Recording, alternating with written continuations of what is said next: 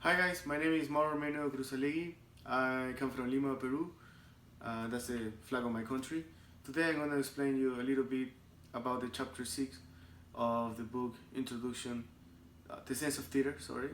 And I'm going to talk about the independent theater movement. Around the 1880 years, uh, we got this kind of movement that helped the theater and the playwrights to not be censored, because at this time they couldn't realize they couldn't perform without permission. So many of these people didn't want to be subject of the censorship. So they created this movement, the independent theater. In the age of 1887, actually around that year, André Antoine from France, he created the first independent theater. He was he created this place because he couldn't have enough permissions to help the people to get involved with him, and there were all the time persons around them trying to stop this movement because of the censorship. So he created this in the independent theater, and he was very preoccupied and very focused about the environment of the theater at that time. So he exerted a lot of power in putting all of the realistic into the playwright.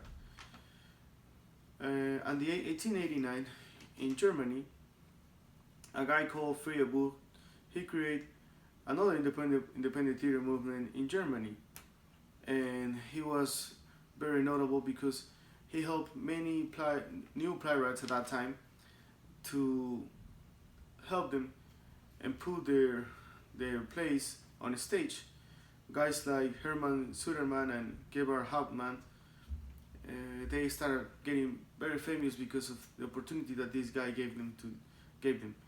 And in 1891 in London, the independent theater movement started. And one of the most recognized stuff about the London theater is that they work with this guy called George Bernard Shaw, who was a playwright emphasized a lot in the comedy with tragedy, because he wanted to make the people resist their values, and he wrote a lot of plays at that time, like Maya Barbara, Pygmalion, Superman, Arms and a Man, and